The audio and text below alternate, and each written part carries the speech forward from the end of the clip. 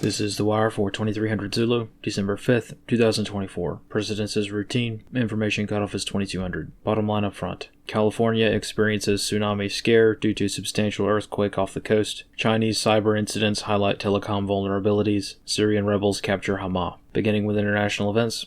In Syria, on the southern front, rebel forces have taken the city of Hama and have begun the southern push toward Homs. On the eastern front, HTS has made a rapid advance to the upper Euphrates River Valley, reaching Lake Assad overnight. Analysts comment. HTS and other rebel forces have been able to take significant ground, while the Syrian army has largely ceded most of their terrain to the rebel advance. In most areas, HTS has encountered little resistance from the Syrian army. Russian forces have offered up varying levels of resistance to HTS operations, with some reports claiming significant Russian retaliatory bombings, such as in Aleppo, but other reports indicating Russian forces largely withdrawing without a shot being fired. At the moment, the Russian naval base of Tartus is very much in danger of being cut off from Damascus by land. In France, following a vote of no confidence yesterday, Prime Minister Michel Barnier has been ousted from his position. As of this morning, Prime Minister Barnier became the shortest-serving PM in French history by resigning his post, which he was appointed to only in September. Analysts comment. To highlight Barnier's unpopularity, both the far-left and far-right factions in government united to oust him for their disapproval of his handling of the budget, making his removal the only successful no-confidence vote in France since 1962. On the home front, in California, this afternoon a tsunami warning was issued for the coast of Northern California due to a 7.3 magnitude earthquake that struck the region. In response to the tsunami threat, the mass evacuation of millions of people was ordered with limited success. After some time, the warning was cancelled, with no tsunami being reported due to the earthquake. Analysts comment. Considering the sheer number of people that live directly within the high tsunami risk areas in California, the chances of a mass evacuation being successful in the little time allotted were always minimal. However, the attempt was made, and mass traffic gridlock was reported before the tsunami warning was cancelled.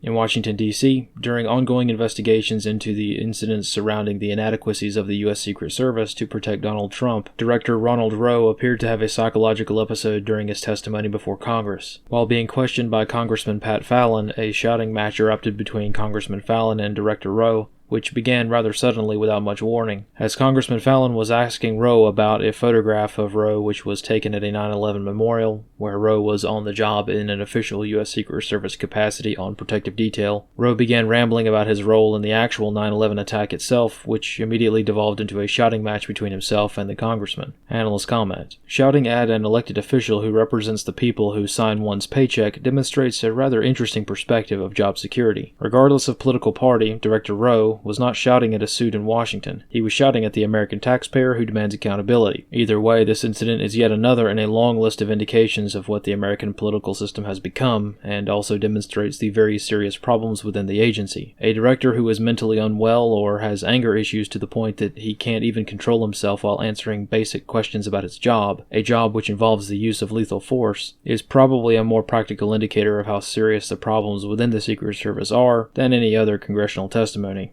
Around the country this morning, various remarks from FBI and CISA officials have clarified a currently developing situation with regards to all cellular communications in the United States. A few weeks ago, a suspected Chinese cyber attack compromised the spying tools used by federal agencies to surveil American citizens. Analyst comments for this wire. The cybersecurity concerns that have come to light over the past few days and weeks have been extremely concerning. In short, China allegedly was able to use the various backdoor access tools provided by telecom companies to allow federal agencies to conduct surveillance, essentially getting the keys to the castle to spy on the spies. At the moment, the exact scale of this breach or cyber incident are not known, or at least not available to the public. However, it does appear that Chinese hacking groups were or are able to use many of the tools and procedures that are ordinarily only at the disposal of the American government. As one might expect, the gargantuan scale of how this situation may develop is staggering. Today, various unnamed FBI officials, as well as named CISA officials, have recommended to not utilize SMS text messaging at all, as every single text message sent in the United States has probably been breached by China. This morning, various unnamed officials, speaking with various mainstream media outlets, have urged all Americans to use encrypted messaging apps instead of traditional SMS text messages until the full scale of what just happened becomes known. This concludes The Wire for 2300 Zulu, December 5th, 2024.